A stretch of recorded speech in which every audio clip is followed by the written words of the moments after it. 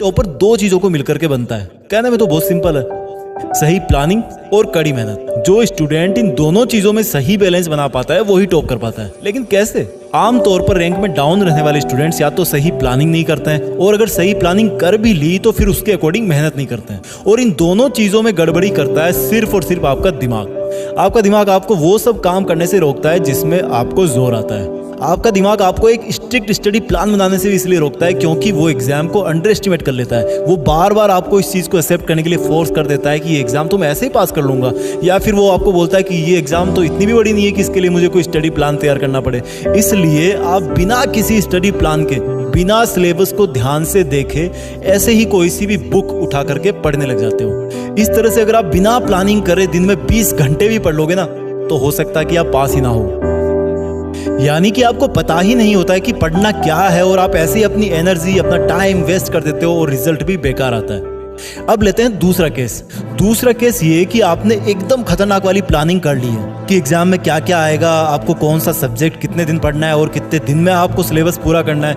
आप शुरू में तो एकदम जोश से पढ़ते हो, 2 दिन, 5 दिन, 10 दिन, लेकिन तब आपको वही दिमाग फिर से एक सिग्नल देता है कि मैं बहुत अच्छा पढ़ रहा हूँ, मेरे बाकी दोस्त शायद इतना नहीं पढ़ रहे, इतना पढ़ करके तो मैं उनसे ज़्यादा नंबर ले ही आऊँगा, आज थोड़ा सा बंटी के साथ बाहर घूमने चला जाता हूँ। इस दौरान आप जब भी पढ़ाई के बारे में सोचते हो, आपका दिमाग आपको यू टर्न दे करके बोलता है कि पढ़ाई की टेंशन मत ले यार, तुमने पिछले 10 दिन में बहुत अच्छी पढ़ाई करी है। आप जब अपने दिमाग को पढ़ने के लिए बोलते हो, वहां से यही रिप्लाई आता है कि तुम टेंशन मत लो, तुमने पिछले 10 दिन में बहुत अच्छी पढ़ाई करी है। और आप कहीं बाहर चले जाते हो घूमने फिरने या और कुछ काम करने, लेकिन आपके मन में खुशी रहती है कि मैंने बहुत अच्छी पढ़ाई कर ली है। वापस आते आते आपके दिमाग का ये वायरस इतना बड़ा हो जाता है कि वो आपको इतना तक बोल देता है कि बस आज रहने दे, कल 1 घंटा एक्स्ट्रा पढ़ करके कवर कर लूंगा, वैसे भी मैंने पिछले 10 दिन में तो बहुत अच्छी पढ़ाई करी है।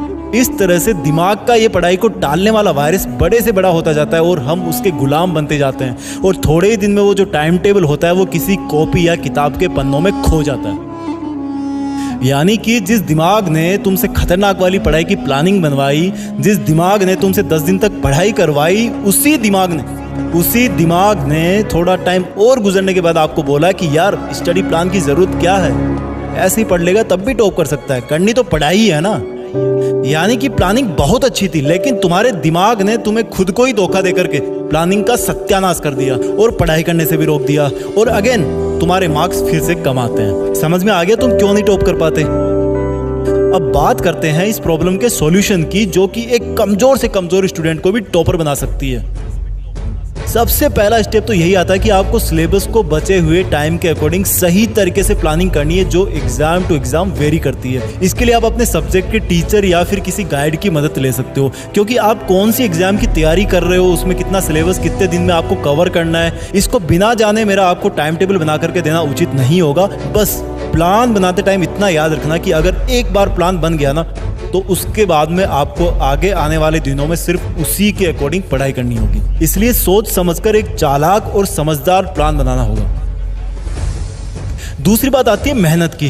तो एक लाइन में अगर मैं कहूँ तो बात यह है कि आपको लास्ट मिनट तक पढ़ाई का जुनून नहीं छोड़ना है। स्टडी प्लान से लेकर के एग्जाम के लास्ट दिन तक, लास्ट मिनट तक आपको मेहनत करनी है, मेहनत करते रहना है। लेकिन इसका मतलब ये नहीं है कि आप 24 घंटे ही पढ़ते जाएं। देखो, जब भी कोई खिलाड़ी अपने आप को एक लंबी मैराथन दौड़ के लिए तैयार करता है, तो इसका मतलब ये नहीं है कि वो 24 घंटे तक दौड़ता ही रहता है। रेगुलर ब्रेक्स भी लेना ज़रूरी है। अब देखो, 24 घंटे के दौरान हर स्टूडेंट के दिमाग का एक्टिव रहने का टाइम पीरियड भी अलग अलग होता है। किसी का सुबह काम करता है, किसी का रात को, वो आपको अपने हिसाब से तय करना है।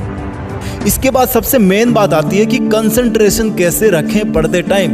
दोस्तों, जब आप पढ़ाई करते हो तब आपके दिमाग को एक जगह पर कस करके पकड़ना बहुत मुश्किल होता है, और दिमाग को दूर भगाने का काम करते हैं आपके आसपास के डिस्ट्रैक्शंस, यानी कि आपको डिस्टर्ब करने वाली चीजें। जहां पर आप बैठ करके पढ़ते हो वहां पर ऐसी कोई चीज नहीं होनी चाहिए जिसको देख करके आपका मन पढ़ाई से हट जाए। और इसमें सबसे मेन रोल निभाता है आपका स्मार्टफोन। इसको तो दूर ही रखना पढ़ाई करते टाइम।